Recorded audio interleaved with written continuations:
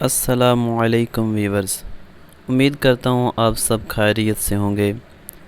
آج میں آپ کے سامنے بہت ہی دلچسپ واقعہ حجاج بن یوسف اور چرواہا کے مابین ایک مقالہ جو آپ کی خدمت میں پیش کروں گا۔ اس سے پہلے آپ ہمارا چینل جو ہے اس کو سبسکرائب ضرور فرمائیں۔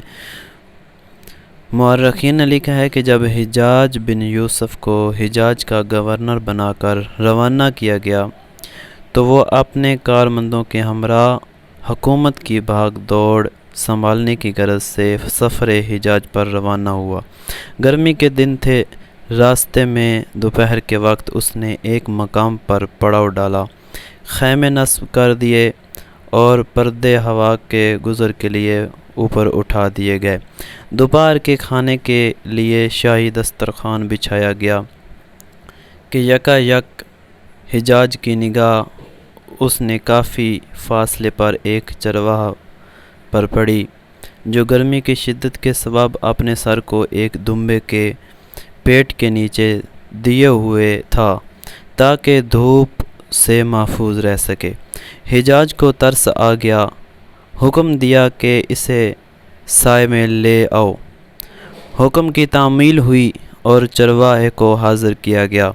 چرواہا اس کی شان و شوکت سے متاثر نہ ہوا اور اس نے حجاز کو کوئی اہمیت بھی نہ دی۔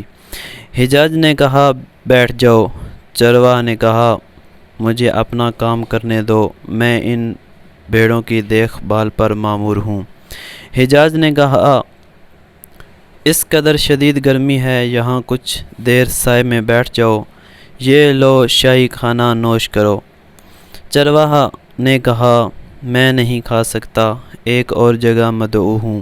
حجاز نے کہا حیرت ہے، اس بیابان میں آخر کہاں مدعو ہو؟ چرواہا نے کہا میں ایسی جگہ مدعو ہوں جہاں تیری مہمان نوازی کی کوئی اہمیت نہیں ہے۔ حجاز نے غصے سے بولا میری مہمان نوازی کے آگے کسی کی کیا مجال جو میرا مقابلہ کرے۔ چرواہا نے کہا میں اللہ تعالیٰ کے ہاں مدعو ہوں، روزہ رکھا ہے اور روزے دار خدا کا مہمان ہوتا ہے۔ حجاز نے کہا ارے اتنی سخت گرمی میں تم روزے سے ہو، یہ موسم تو روزہ رکھنے کے لیے قطعاً سازگار نہیں ہے۔ تو چرواہا نے کہا جہنم کی آگ اس گرمی سے زیادہ شدید ہے، تجھے جہنم کی آگ کی خبر نہیں، اگر تجھے اس کی شدت کا احساس ہوتا تو اس موسم کو روزہ کے لیے موزوں قرار دیتا۔ حجاز نے کہا آج کھا لو کل روزہ رکھ لینا۔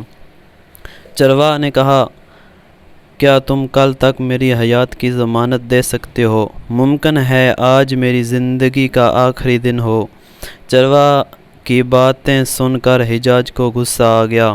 اس نے کہا تم کتنے احمق ہو، یہ شاہی کھانے تم نے کبھی اپنی زندگی میں نہ دیکھے ہوں گے اور نہ آئندہ کھا سکو گے، صرف روزے کی خاطر اتنے عمدہ کھانے سے اجتناب کر رہے ہو۔ آج کسی بے وقوف سے میرا واسطہ پڑ گیا۔ چرواہے نے جواب دیا کیا تم اس کھانے کو اچھا گوارا سمجھتے ہو؟ خدا چاہے تو کھانا طیب ہوتا ہے، خواہ جو کی روٹی کیوں نہ ہو، وہ نہ چاہے تو طیب نہیں، چاہے شاہی دسترخوان ہو۔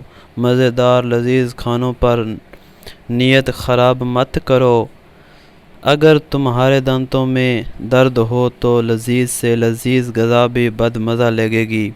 لقمہ حرام سے نیچے حلق سے نیچے اتر جائے تو دل پر اثر کرتا ہے، لقمہ حرام حلق سے نیچے اتر جائے تو دل پر اثر کرتا ہے اور دوسرے ہزار قسم کی بیماریاں دامن گھیر ہو جاتی ہیں۔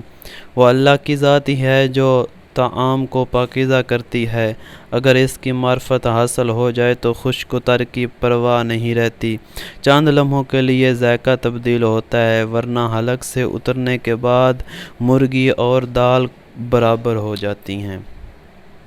اگر یہ واقعہ آپ کو اچھا لگا ہے تو چینل کو سبسکرائب ضرور کریں۔ والسلام علیکم ورحمۃ اللہ وبرکاتہ۔